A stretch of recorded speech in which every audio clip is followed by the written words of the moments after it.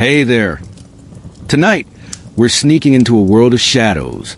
Not with flashlight, but with whispers and secrets. Because while the trenches of World War I are infamous for mud, blood, and misery, there was another war happening just beneath the surface. A war fought in whispers, with fake passports, forged letters, and dangerously bad mustaches. That's right. Tonight's bedtime story is about being a spy in the First World War. A job so thankless, dangerous, and absolutely not sexy, it makes sleeping in a rat-infested trench seem like a spa day. So, before you get comfortable, take a moment to like the video and subscribe, but only if you genuinely enjoy what I do here. And let me know in the comments where you're tuning in from and what time it is for you. It's always fascinating to see who's joining us from around the world. Now, dim the lights, maybe turn on a fan for that soft background and let's ease into tonight's journey together. Let's uncover why it really sucked to be a spy in the Great War. So, you decided to become a spy in the First World War. Congratulations, it's 1914. The world is spiraling into chaos. Millions of men are lining up to march into muddy trenches, and you, ever the contrarian, have opted for a different path. Not the rifle, not the uniform, not the dugout full of lice and bad stew.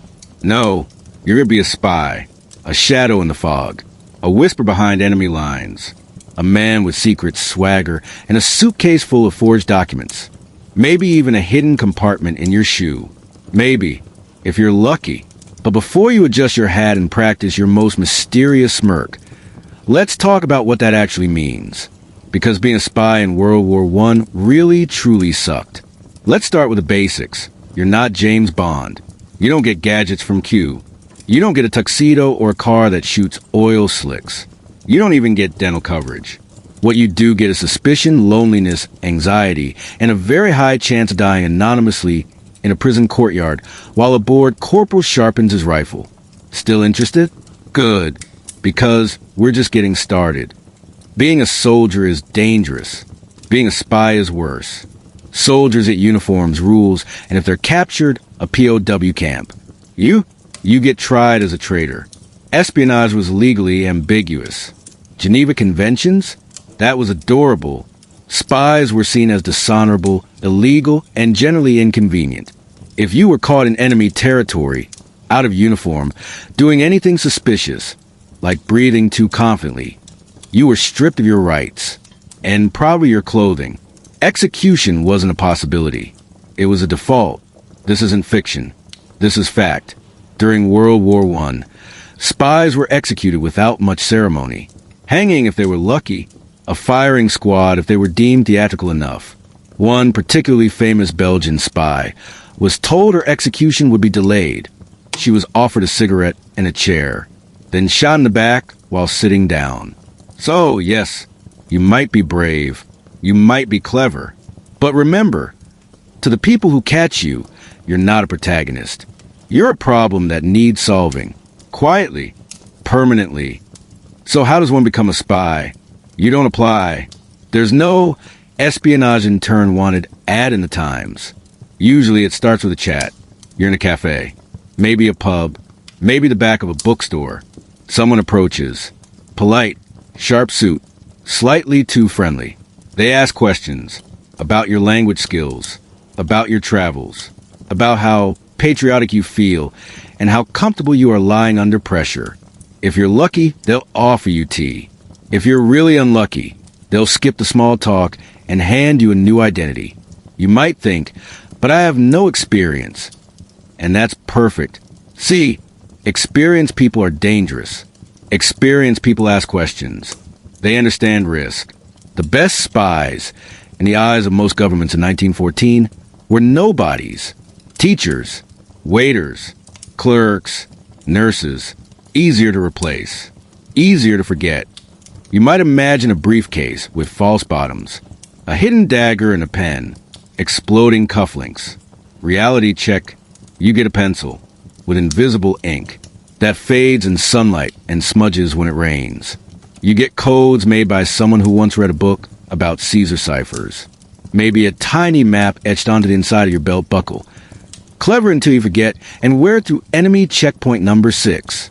You might get a camera the size of a shoebox. Or a homing pigeon, who only returns home if the weather is perfect and no one shoots it for dinner. In fact, let's talk pigeons. Carrier pigeons were the cutting-edge communication method of the era. Highly trained, frequently lost, and occasionally eaten. You'd spend hours crafting a tiny note, rolling it up, and strapping it to a pigeon's leg, then watching it flap away, directly into a church steeple. It's poetic in a sad, cooing kind of way. Let's say you've made it past the border. You got your fake papers, your forged mustache, and a half-memorized backstory about selling tobacco in Ghent. You still can't relax. Because spies don't sleep. Not really. They nap. They doze. They listen for footsteps in the hallway, creaks in the ceiling, whispers in the corridor. They rehearse alibis in their heads until they dream in lies. You can't tell anyone who you are. Not your landlord. Not your bartender. Not the woman who just made you soup and said her son reminds her of you. Especially not her. Because spies die, but so do the people who help them. So you stay alone. You keep your head down. You stare at maps until your eyes blur, and you forget which city you're pretending to be from. Loneliness is your most reliable companion. Paranoia your closest friend. Sleep? That's a luxury you stopped affording weeks ago. No glamorous bank heists. No secret blueprints stolen from a vault. Most spy missions in World War I went like this. 1. Count how many trains pass through a junction. 2. Memorize the markings on artillery shells. 3. Ask around, casually, if anyone's seen troop movements. 4. Try not to get caught while pretending to be interested in weather patterns. Sounds dull? It is. Until someone notices you asking questions. Then it's not dull. Then it's dangerous. Because in wartime, the most innocent question about coal shipments, about telegraph cables, about the schedule of the local postman, could unravel everything. And you don't get to say it was just a question. You don't get a second chance. You get handcuffed, maybe a blindfold, and if you're lucky, a confession printed by tomorrow's sunrise. You might assume you have allies, friendly faces, co-conspirators. But spies don't just lie to enemies. They lie to everyone. Even within your own network, no one knows the full picture. You're fed half-truths, misdirection, and if you're captured, they need to make sure you can't spill too much. So your contact in Amsterdam might be real, or might be watching you. Your handler back in London may be hoping you don't make it back. Even your safe house, yes, the one with the charming old couple and the fresh-baked bread, might be compromised. Spies work in shadows, and shadows don't make good friends. Eventually, you will regret becoming a spy. Maybe it's when you realize your mission was pointless, that the document you smuggled in your boot was outdated, that your efforts changed nothing. Maybe it's when your cover breaks, when you're taken in for questioning, when you try to act normal, and your voice shakes anyway. Maybe it's when you see your name in a file marked expendable. But most likely, it's just a quiet moment, alone, in a borrowed room, with a photograph of your family that you haven't dared to look at in months. That's when it hits you. You chose this. Or maybe it chose you. Either way, you're in too deep now. And that's just the beginning. Being a spy in World War I wasn't about glory. It wasn't about drama. It was about endurance. You endured boredom, fear, betrayal, and the crushing weight of invisibility. So if you're still here, still listening, still pretending to be someone else for a greater cause, welcome. You're a ghost in a world on fire, and it's only going to get worse. Let's rewind a little. Before the train tickets, before the forged documents, before you started glancing over your shoulder every time a pigeon looked suspicious. You were normal. Just normal. You had a job, a family, maybe a quiet little corner of life untouched by international politics or the occasional cyanide capsule. Perhaps you were a teacher or a librarian or someone who knew their way around a typewriter just well enough to be considered useful. Then, one day, someone started watching you. It always starts that way. Not dramatically. No trench coats. No foggy alleyways. Just a polite man at the cafe who always reads the newspaper upside down. A colleague who asks oddly specific questions about your language skills. A stranger who seems just a little too interested in your holiday to Belgium last year. And then you get the invitation. Not engraved. Not dramatic. Just a request. A conversation. Would you come with me? There's someone who'd like a word. And for reasons you still don't quite understand, you say yes. The room is plain. Always. That's part of the charm. There's nothing on the walls, and the tea is always slightly too cold. Across from you sits someone who introduces themselves only as Mr. Hawthorne, or Miss Llewellyn, or something equally vague and unsearchable. They smile in a way only spies know how, calculated, pleasant, completely hollow. And then they begin, not with questions. Not yet. First, they talk about the world, about how things are changing, how the old ways are dying, how war is not just a clash of armies, but a contest of intelligence. They talk about duty, about sacrifice, about opportunity. And then, finally, they talk about you, because here's the thing, they've already decided. You've been watched for weeks, maybe months. They know where you live, what you eat, what books you borrow from the library. They know about your stutter when you lie. They know about the friend you wrote to in Berlin last year. They know that, deep down, you are terribly, recklessly curious, which, to them, is more dangerous than any ideology. Curiosity is the gateway drug of espionage. Eventually, they'll make the offer. Never directly. Never with flair. More like a suggestion. There are ways you could be useful. We believe you could do your country a great service. There's a position we're trying to fill discreetly. You ask what the position is. They tell you it's best not to ask too many questions. And then they say the line you'll remember forever. You'd be perfect for this. And maybe you believe them. Maybe you think this is your chance to matter, to step out of the margins and into the heart of history. Maybe you think you're special. You're not. You're expendable. But you don't know that yet. Not fully. Not until it's far too late to back out. There's no formal interview. No clipboard. No handshake. Instead, they ask questions that feel unrelated. Can you speak French? Have you ever been to Holland? Do you enjoy puzzles?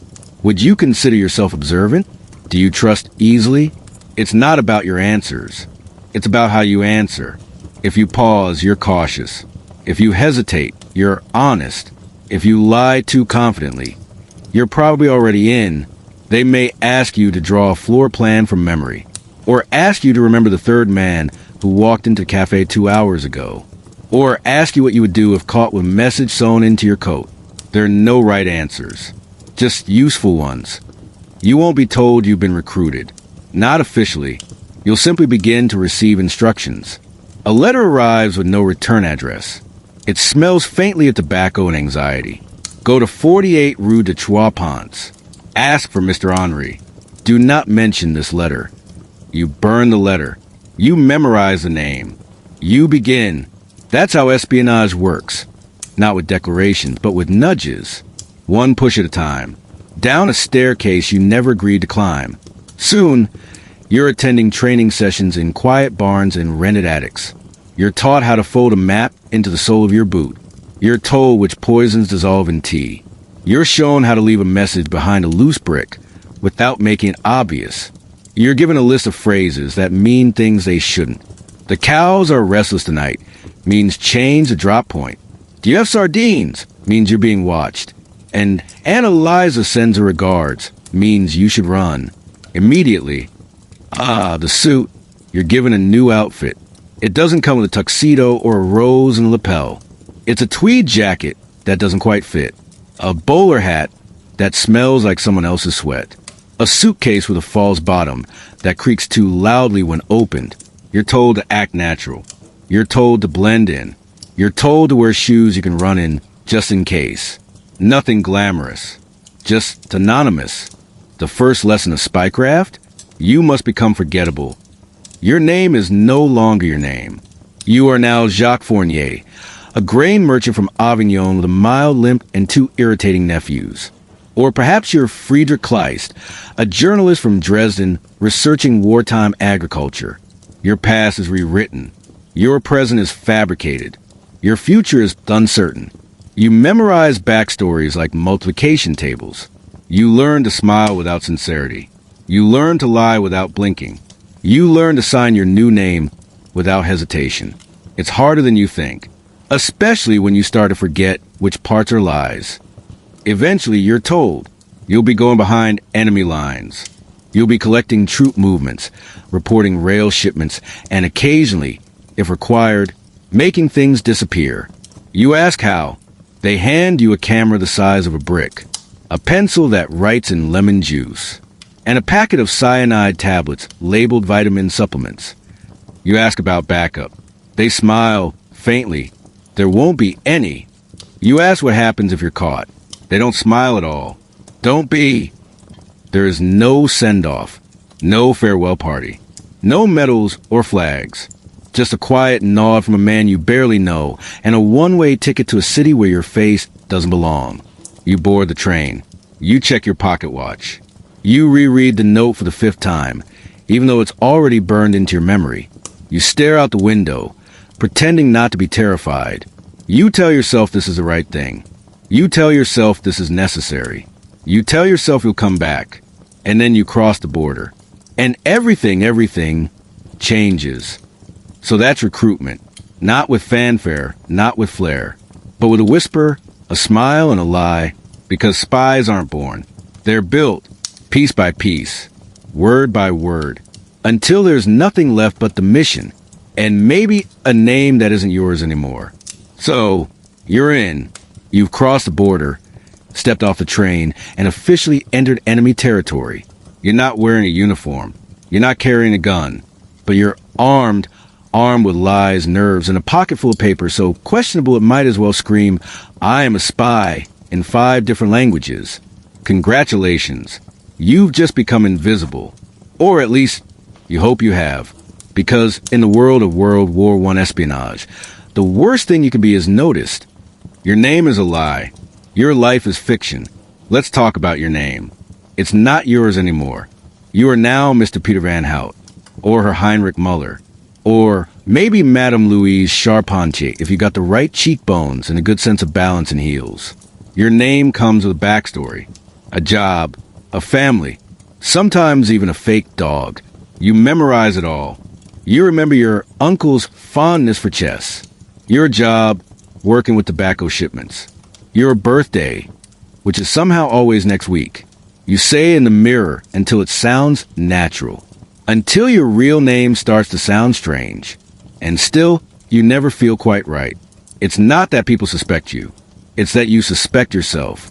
Because every time someone calls your fake name and you respond without flinching, a small part of you disappears. One alias at a time.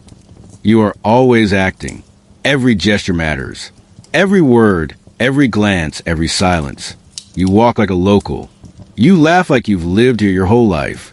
You nod along when someone mentions the recent coal shortages. Even though you have no idea how much coal costs in this region, you pretend to care about cabbage yields. You memorize details. What time the baker opens. Which direction the milk cart comes from. How many soldiers passed by yesterday. And how many had different boots this morning. You're not just a spy. You're a living sponge, absorbing everything while pretending you're noticing nothing at all. And it's exhausting. You are always on stage. But there's no curtain. No applause.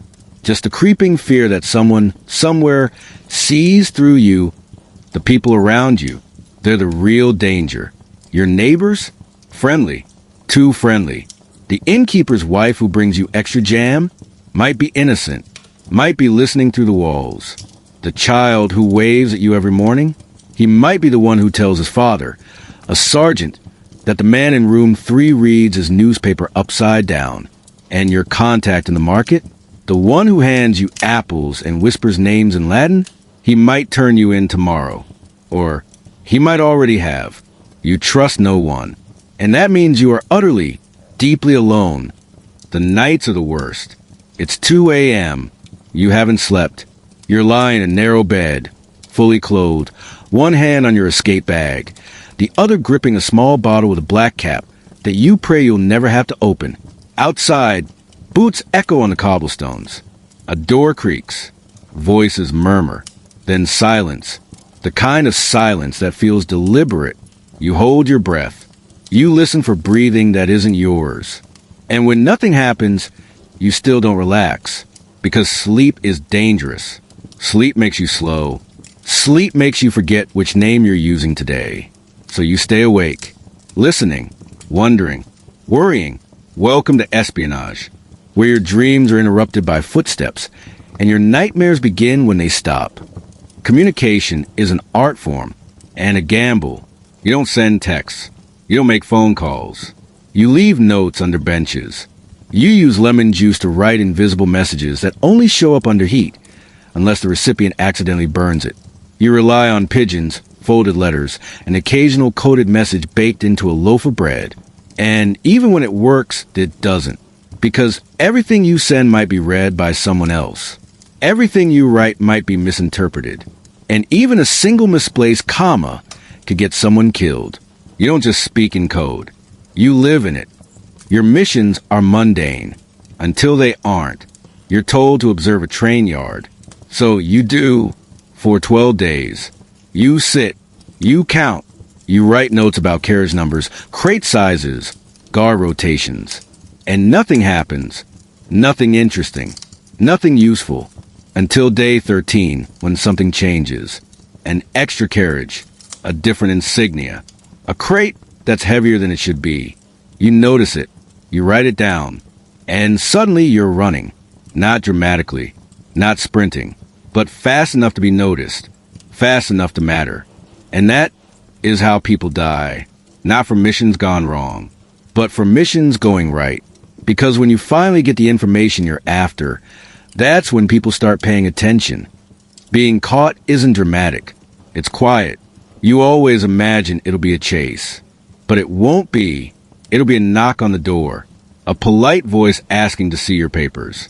A small smile as a soldier tilts his head and says, "This seal, this isn't the right color." Your stomach will drop. Your fingers will tremble. You'll try to laugh. Make a joke. Play it cool. But your mouth is dry. Your legs are heavy. Your heart is deafening. And you'll know with absolute certainty that this is the beginning of the end. And yet, you'll still smile. Because that's the job. The smallest mistakes are the most lethal. You spelled your last name with one N instead of two. You said rouge instead of rot when describing the color red. You walk clockwise around Cathedral. Locals always go counterclockwise. These are the things that give you away. Not betrayal. Not high treason. Just the fact that your accent slips when you're tired. That you forgot what year your father died. That you don't know how to play the regional card game that everyone claims to love. You're not caught in the act. You're caught in the details. And once someone starts asking questions, they don't stop. Even success feels hollow. Maybe you complete the mission. Maybe you deliver the message. Photograph the base. Count the tanks. Slip the microfilm into the pocket of a coat 2 sizes too small and walk away unnoticed. And then you go home, alone, to a small room where no one knows your name. Not even you, not really. You light a candle. You read a newspaper from a country that doesn't know you're here. You wait for the next mission. And you wonder, did it even matter? Did anyone read your report? Did it change anything? Or did you just risk your life for a number buried in a file that no one will ever open again? You are not a hero. No one cheers when you walk by. No one thanks you. You don't get medals. You get blisters, anxiety, and a notebook full of secrets you'll never be able to tell. Because the world doesn't want to know how the war is really fought. They want stories, myths, clear lines between good and evil. But you live in the gray. And eventually, even you stop knowing which side you're on. So that's life undercover. It's not glamorous. It's not exciting. It's slow, paranoid, lonely. A life built on lies, where truth is a luxury you can't afford. You eat meals you don't taste. You sleep in beds that aren't yours. You answer to names you barely recognize. And all the while, you pretend you're fine. Because the moment you stop pretending is the moment you disappear. Not in a blaze of glory. Just quietly. A name scratched off a list. A ghost in a file marked deceased, probable capture.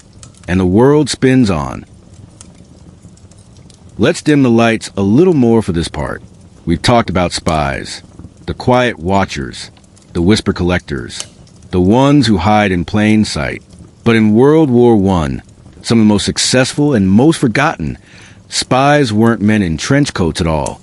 They were women, and they didn't need gadgets or guns to be dangerous. Just a smile, a story, and 1,000 tiny lies, told so, well, they sounded like lullabies. This is their part of the story. She's just a dancer. Her name is Margaretha Zell. You know her as Mata Hari. She was exotic, enigmatic, danced barefoot with a veil and a smirk. She claimed to be a princess from Java. In truth, she was Dutch, a former circus performer turned courtesan, turned, allegedly, spy. She didn't carry bombs. She didn't plant wires. She seduced officers with her words and her eyes, slipping between borders with nothing but perfume and a passport. And yet, in 1917, the French shot her, charged with espionage, accused of passing secrets to Germany. Was she actually guilty? No one knows for sure. But that didn't matter. Because in war, suspicion is often enough. And a woman who knows too much is always a threat. The gender advantage. You see, women made perfect spies.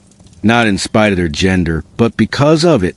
They were underestimated, ignored, invisible in all the right ways. No one questioned a nurse crossing the front lines. No one stopped a widow delivering packages. No one paid attention to the cleaning lady emptying the trash, even if that trash contained coded notes, fake documents, or an officer's discarded orders. While men were watched, women moved freely, across cities, across checkpoints, across stories, not because it was safe, but because it was assumed they weren't dangerous. That assumption cost many nations dearly, and saved many lives. The White Lady of Warsaw. Her name was Christina Skarbek, though her real work came in World War II. Her kind, the bold, charming, utterly lethal woman, was born in the trenches of World War I, in Belgium, in France, in the occupied corners of Eastern Europe. Women like her ran messages across minefields.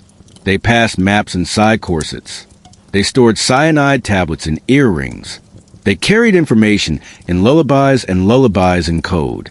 And when they were caught, they didn't break. They stared down their interrogators like queens. The nurse who knew too much, Edith Cavell, an English nurse working in Belgium. She helped over 200 Allied soldiers escape German-occupied territory. She treated all wounded, regardless of uniform. But behind her crisp collar and quiet voice was a network, a lifeline, a resistance. In 1915, the Germans arrested her. The trial was quick. The sentence was death. People begged for clemency. Neutral nations protested. But the firing squad did not hesitate. Her last words? I must have no hatred or bitterness towards anyone. And then she was gone. A nurse, a spy, a martyr, a reminder that sometimes heroism wears a skirt and a stethoscope. Weapons of choice, silence and smile. These women didn't carry rifles. They carried secrets.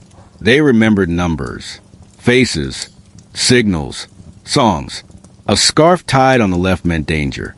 A candle in the second-story window meant a message had been received. A lullaby about bluebirds meant someone was listening. They turned ordinary objects into weapons. Handkerchiefs, hairpins, compact mirrors. Tools of war disguised as fashion. But the most powerful weapon? Being underestimated. Because no one suspects a woman at the cafe, sipping tea, glancing casually at the newspaper headline. She's just enjoying her afternoon. Or so they thought. The cost of silence. Being a female spy didn't just mean danger from the enemy. It meant danger from your own side. If you were caught, your nation might deny you, disown you, pretend you never existed. There were no medals for women who gathered secrets. There were no statues for the girl who smuggled maps under her skirt. There was just silence, a name struck from the record, a story half told, and a grave no one visited. Because war has always had room for heroes, but not always for heroines. The lonely walk. If you were captured, and many were, it didn't matter how careful you had been. It didn't matter how many lives you'd saved. It didn't matter that you didn't kill anyone. You were called a traitor, an agitator, a seductress. Women spies were rarely treated as equals. They were seen as temptresses, as manipulators, as villains.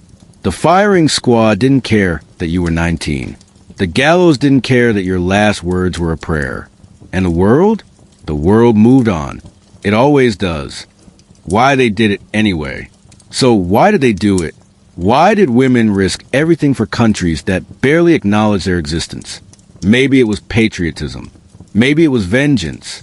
Maybe it was simply this. They could do something. And in a world that so often told women to sit quietly, to stay behind, to stay safe, they chose danger. They chose purpose.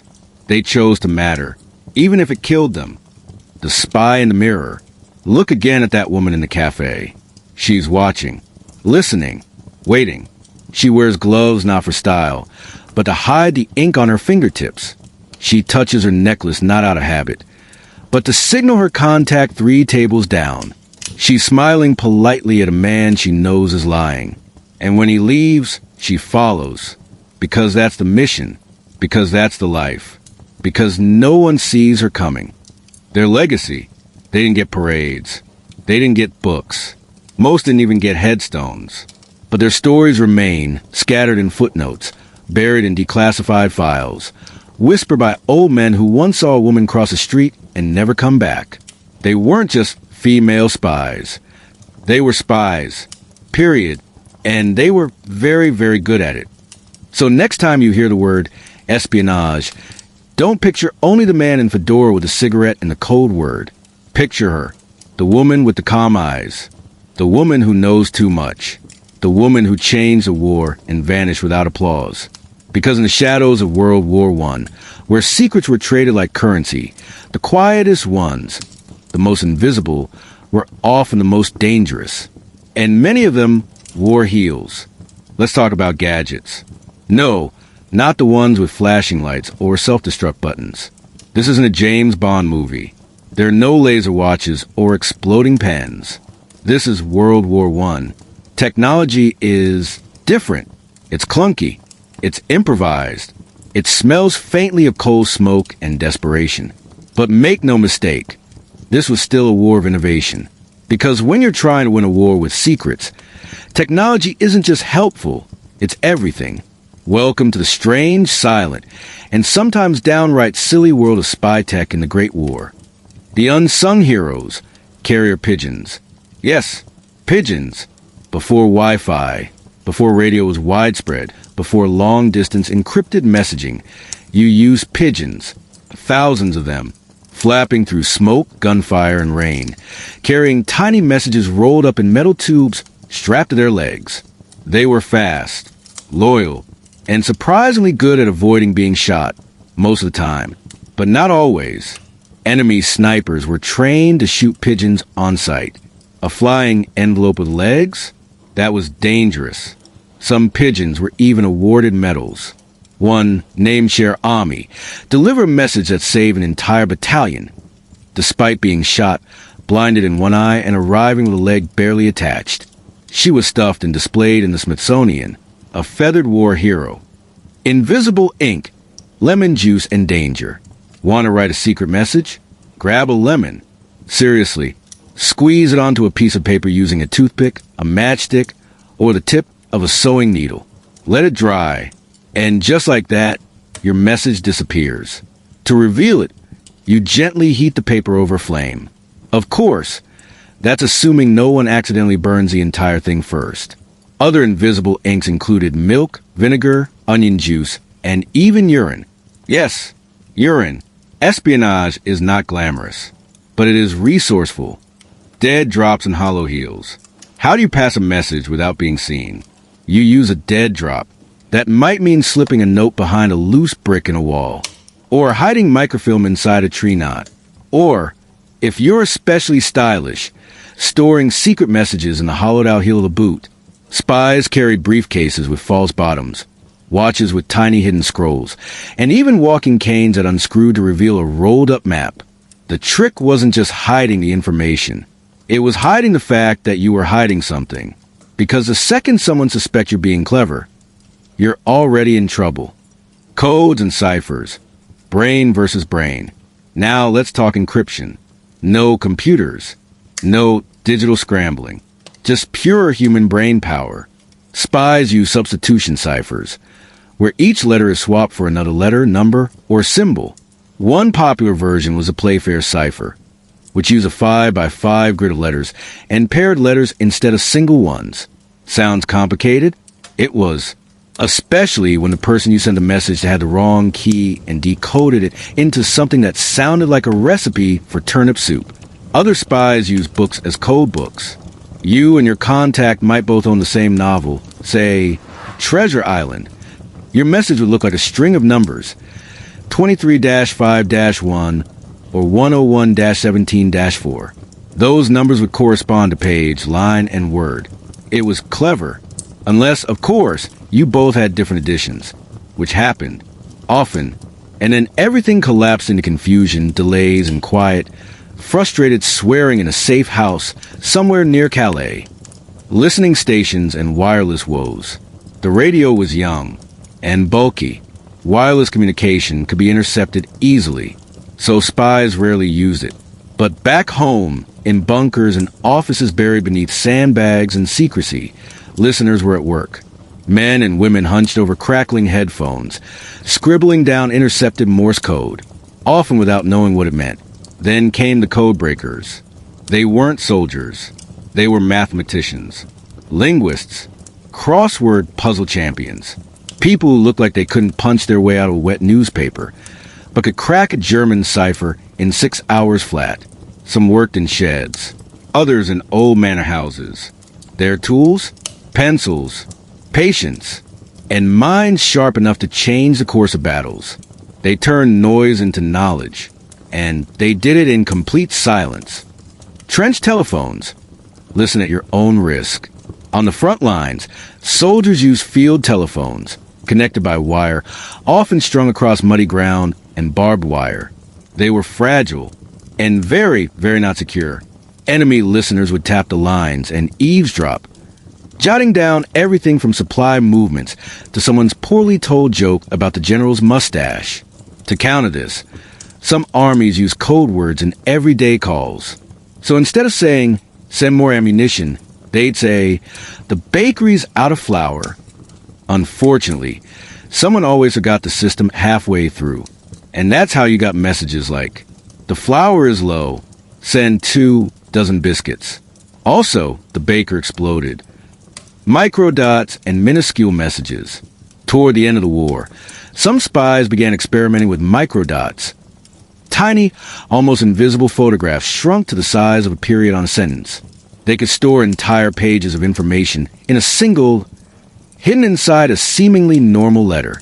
Of course, finding that required a magnifying glass, good lighting, and the patience of a monk. Not exactly bedtime reading. Still, it was brilliant. And a glimpse of the future. One where information would become even smaller, sneakier, and deadlier. But for now, this was enough. A pigeon, a lemon, all tools in the same war. The human factor. For all the cleverness, for all the gadgets and codes, espionage in World War I still came down to people. The man who had to memorize a new code every week without writing it down. The woman who carried a photograph across a border sewn inside her corset.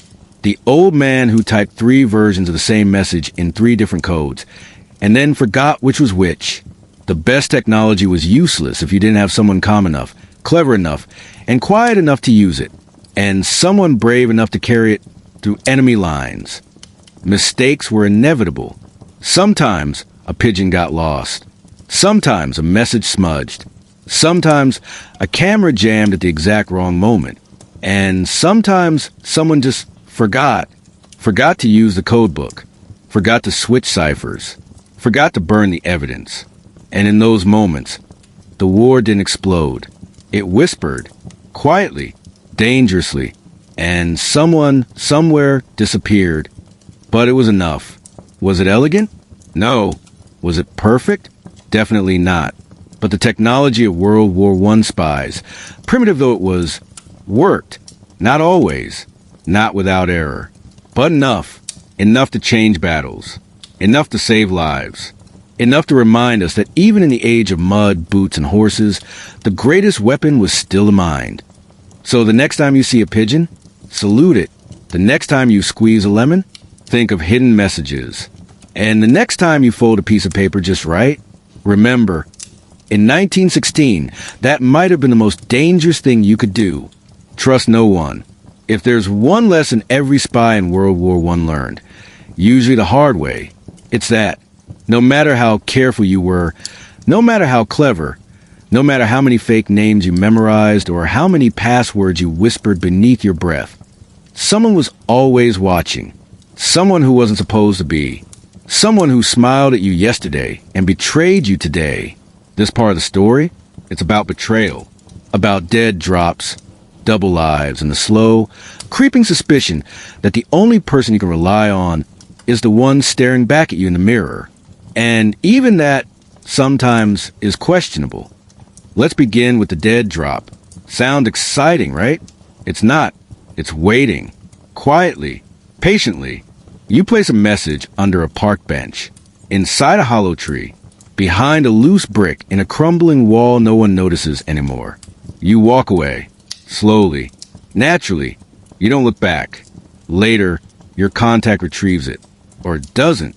Because maybe they were followed. Maybe the drop was discovered.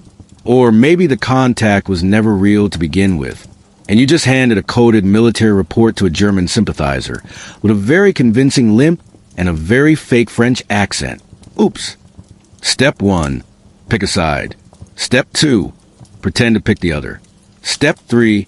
Never sleep again. Double agents with a ghost inside the ghost network. Traitors? Sometimes. Heroes?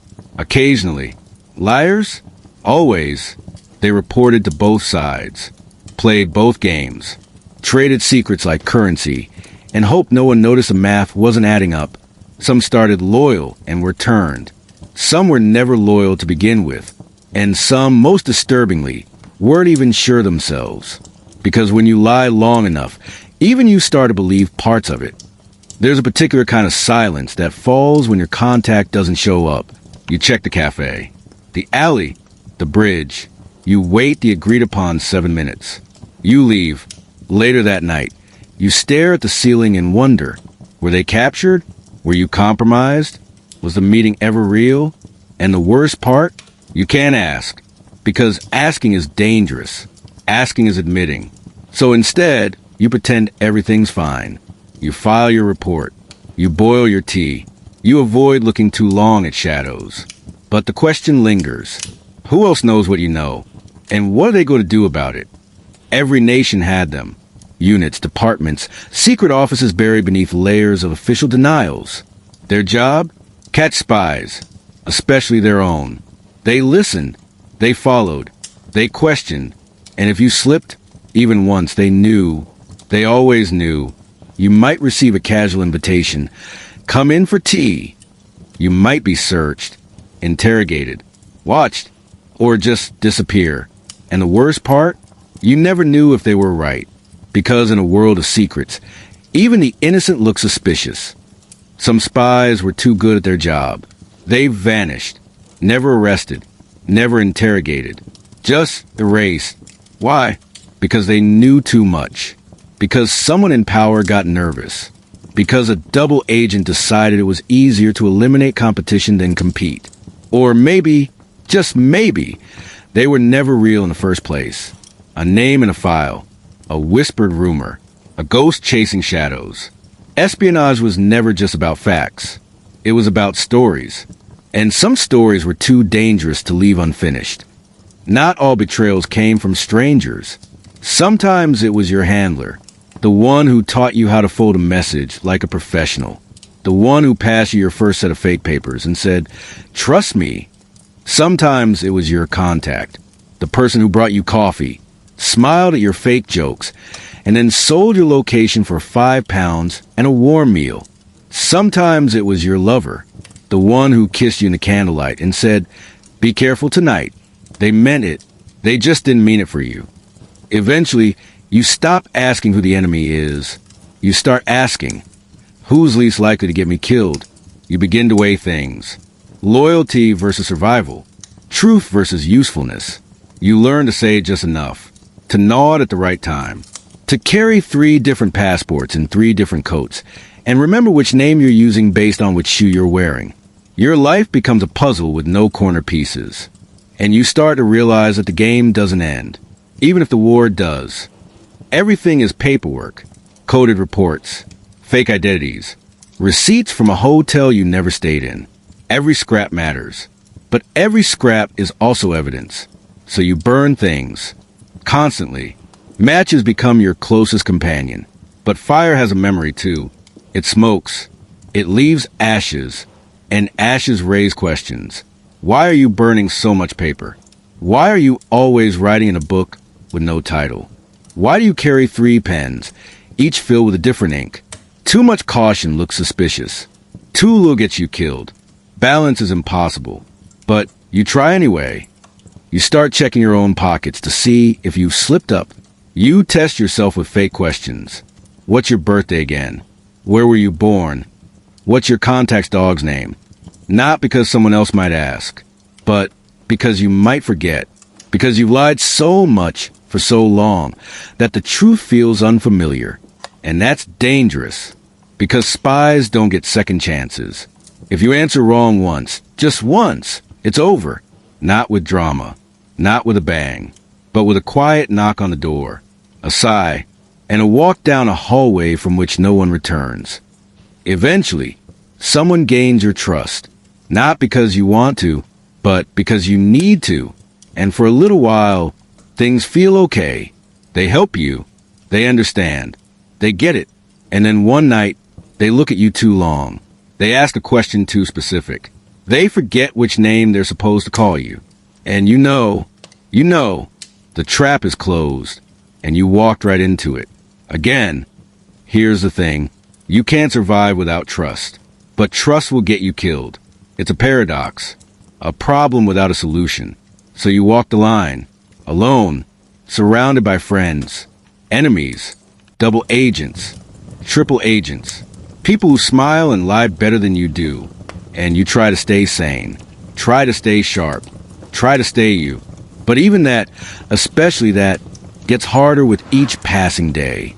So that's life as a spy in a trench coat, double agents, dead drops, and a constant game of who's pretending better.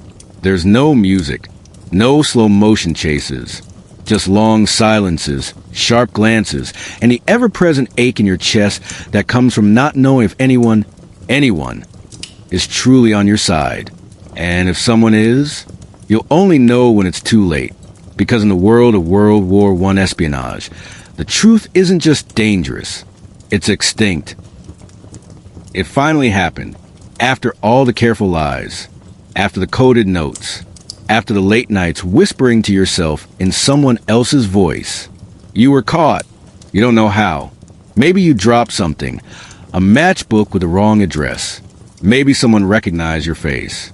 Maybe the message you left behind a loose brick was one brick too far. It doesn't matter now. You're captured. And suddenly, all the things they trained you for, the calm, the cover stories, the 1,000 fake names, they disappear. Because now, you're sitting in a small room with a chair, a table, a man who doesn't smile, and a door that never quite closes. It wasn't dramatic. It never is. A knock on the door. A polite voice asking to see your papers. A glance that lingers a second too long. And then hands on your shoulders. Firm. Quiet. Absolute. You didn't scream. You didn't fight. You didn't run. Because there's a strange numbness in knowing it's over. No more lies to maintain. No more names to remember. Just silence. The kind that wraps around you like fog. Thick, cold, unmoving. It smells like old wood, sweat, and rusted metal. You sit in a chair bolted to the floor. Across from you, someone in a uniform, or a coat, or just silence. They don't yell. They don't need to. They ask simple questions. Where are you from? What's your real name? What is your mission? You answer with calm half-truths. I'm a merchant. I'm a translator.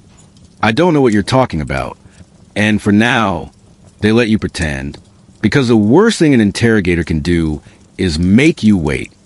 They don't need torture. Not at first. They use time. They leave you alone for hours. They bring you food you don't trust.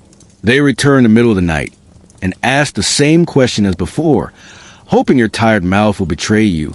They change the temperature. They change the lighting.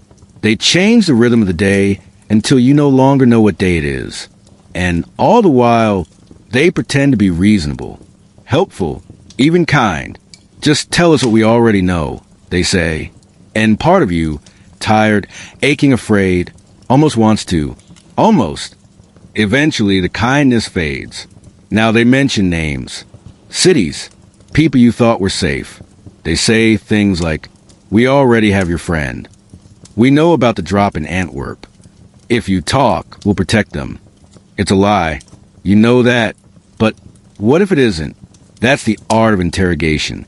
Not pain, not force, but doubt, because pain can be resisted. Doubt lingers. After the threats comes a shift.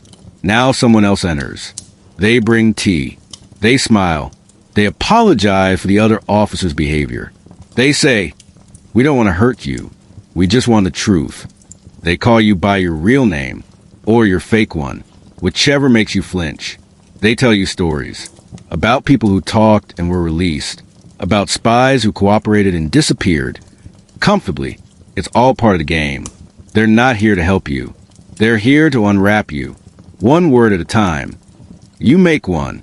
Everyone does. It's never big. You repeat something you shouldn't know.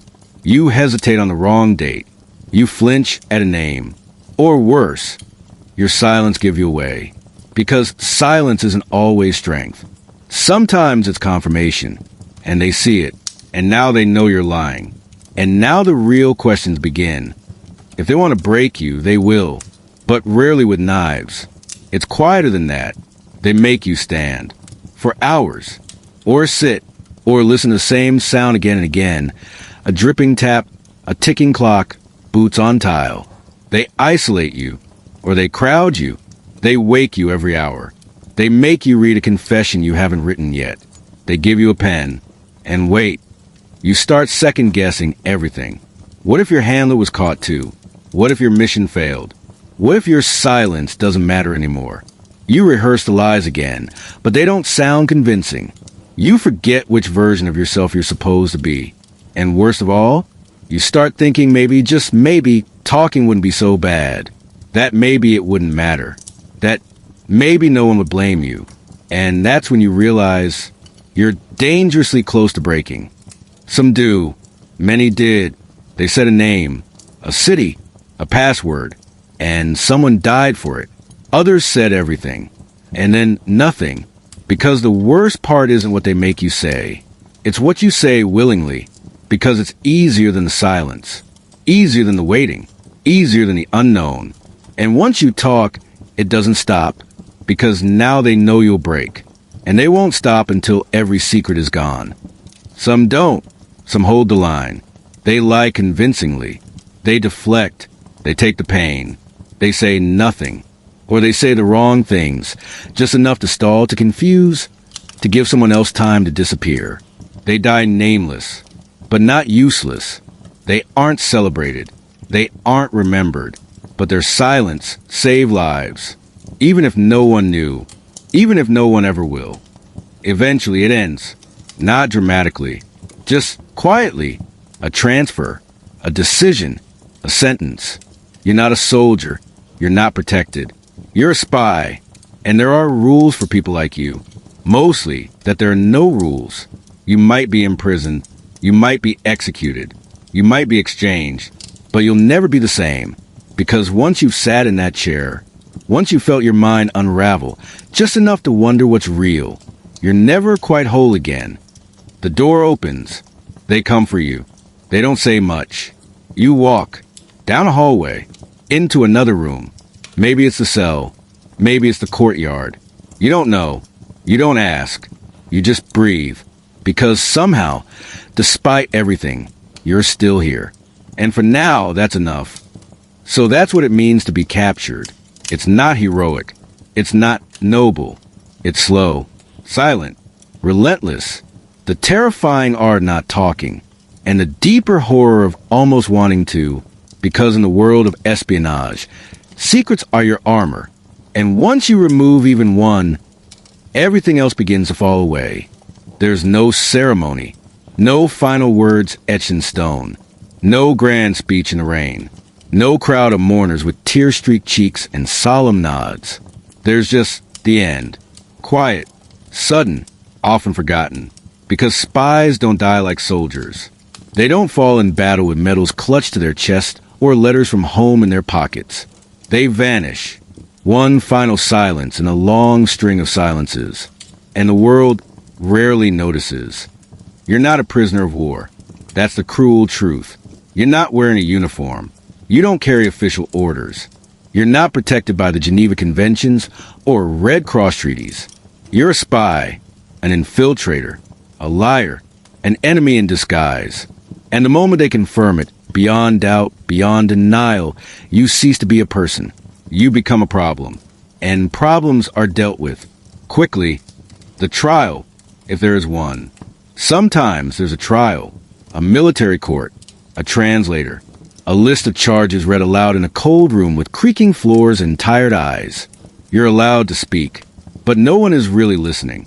You deny everything. You tell the truth. You invent a new story. It doesn't matter. The sentence was decided before you walked in. There's a rubber stamp on a form somewhere. A signature inked weeks ago. And now, you're simply following the final steps. Like a dance you didn't choose. The walls are damp. The floor is cold. They took your coat. Your shoes. Your real name. What's left is a shell. A shadow. Sometimes, a priest visits. Or a chaplain, or a guard with a conscience who can't meet your eyes. They bring you paper and ask if you'd like to write a letter. To whom? No one knows who you are. No one will ever receive it. But you write it anyway, because it's the last thing that feels human. They wake you early. There's no shouting, no drama, just a knock, a name you don't recognize. But respond anyway. You stand. You walk. Your legs feel heavy, like you're sinking with each step. The corridor smells like earth and rain and gun oil. You can hear someone coughing in another cell. And then nothing, just your footsteps. And theirs. It's smaller than you imagined. A patch of dirt, a wall with faded marks. A few soldiers standing quietly, rifles in hand. No one speaks. The officer in charge looks at a paper, nods once, and folds it into his coat. You're offered a blindfold. You decline, not out of bravery, just preference. The world is fading anyway. You'd rather see it clearly. One last time. The final thought. You think of home, or your first mission, or the person who told you, you'd be perfect for this. You wonder if they're still alive, if they ever knew what happened to you, if they cared. You wonder if your work mattered, if anyone read your reports. If any of it made a difference. You won't get an answer, but you think the question anyway. The shots, they don't echo the way you'd expect. They arrive all at once, sharp, sudden, final. And then the world goes quiet. Not dramatically, not slowly, just still, and you're gone. After, the soldiers collect their rifles. The officer signs a form. Someone checks your pulse, then nods. The body is taken away, buried quickly, quietly, sometimes in an unmarked grave, sometimes in a place no one will ever find, because you were a spy, not a hero, not officially, just inconvenient. What they tell the world, nothing, or worse, something false. They say you were a traitor. They say you confessed. They say you deserved it. And there's no one to argue, no family allowed to mourn, no plaque to mark the place where you fell. Just a number, a line in a file marked classified, and eventually, dust. The ones who remember. Sometimes, years later, someone finds your name, a historian, a curious nephew, a forgotten ledger in a locked cabinet. And they ask, who is this? They read your false identities, your missions, your arrest. They wonder what you felt in those final moments. They wonder what your real name was. And maybe, just maybe, they remember for a moment, for a breath, and then they move on, because the living always do. Why it happens? Because someone has to be forgotten. Because wars are built on silence, on secrets, on sacrifices that don't fit into songs or speeches. And spies are the quietest sacrifice of all. They die alone, unthanked, unknown, because that's the job. Not glory, not fame, just service. The end that was promised. Back when you were recruited, someone said, you'll be remembered. They lied, or maybe they believed it. But in the end, remembrance isn't guaranteed, especially for ghosts, especially for those who live between the lines. So that's how it ends. No trumpet, no flag, just a breathless mourning and a few forgotten names. Because in the world of World War I espionage, the story rarely has an ending anyone hears. It simply stops and fades. November 11th, 1918. The guns fall silent. Across the trenches, soldiers climb out into the mud, blinking like moles emerging from darkness. There are tears, laughter, champagne corks echoing through the empty streets of Paris. Crowd singing, dancing, rebuilding. The war, they say, is over. And for most, it is, but not for you, because you're a spy. And for spies, the war doesn't end when the papers say it does. It doesn't end when the flags are raised or the generals shake hands. For you, the war goes on, in the shadows, in silence. On the surface, the world is healing, nations signing treaties, borders redrawn, kings and kaisers replaced. But beneath that, beneath the smiles and newspaper headlines, information still flows. Armies might retreat, but secrets do not. Old enemies become new allies. New enemies begin to whisper. And in the space between wars, espionage finds fertile ground, more dangerous than ever. Because now, no one is watching. You're still out there, somewhere in Belgium, or Romania, or a quiet corner of Bavaria that never quite figure out who won. Your last contact stopped sending letters. Your network is gone. Your safe house is now a bakery. Your handler retired, or disappeared, or was never real to begin with. And yet you stay, because you don't know if it's safe to leave, because you don't know who still remembers your face. Because if you go home, there might not be a home to return to. The order stopped months ago, but you keep moving, keep listening, keep pretending you're a tourist, or a merchant, or a relative visiting an uncle who doesn't exist. You read local papers, watch troop movements that shouldn't be happening. You memorize conversations, even though no one asked you to, because it's all you know, because the mission never officially ended. And so, in your mind, it hasn't. Even as nations sign peace agreements, others prepare for the next fight. New governments rise, full of secrets, whispers about Bolsheviks, about uprisings, about revolutions spreading like fire through tired cities. And suddenly, the people who once fought side by side aren't so friendly. Intelligence agencies grow quietly. New names, new enemies, new files stamped urgent. And just like that, you're useful again. Not to the same people, but to someone. Months after the war ends, you receive a letter. No return address. Written in code. It says, your work continues. Observe the movements in Prague. Same signs. Same silence. Burn this. You read it 3 times. Then you hold it over a candle.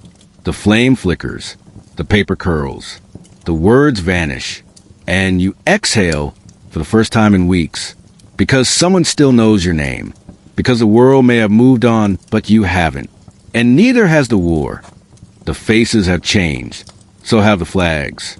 But the rules? Same as before. Trust no one. Speak little. Lie well. Your new contact is young. Nervous. Tries too hard to act normal. You both know this won't last. But for now, it's what you have. And that's enough. Eventually, someone offers to bring you home. A quiet meeting in a cafe. A note passed under a saucer. They say it's over. That you've served well. That it's time to rest. You want to believe them. But you've seen too much.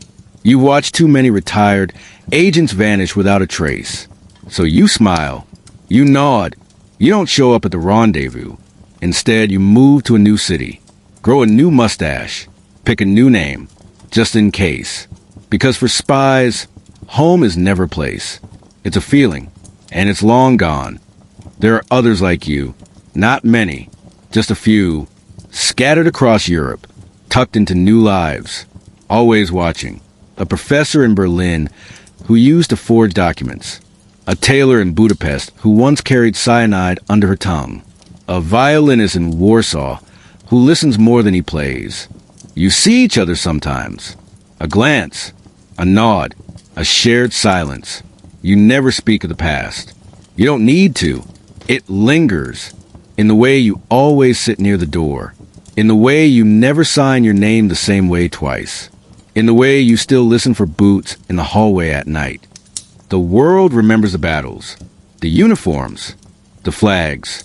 The trenches. But it forgets the ones who never wore a medal. Who never raised a rifle. Who fought alone, unseen, unthanked. The spies' war never makes it into textbooks. There are no monuments for the ones who lied their way through hell to buy someone else 5 more minutes. But they were there, in silence, in smoke, in ink, in fear. And they're still there now. You keep going, because there's no off switch, no final debrief, no thank you for your service moment. There's only movement, and observation, and silence.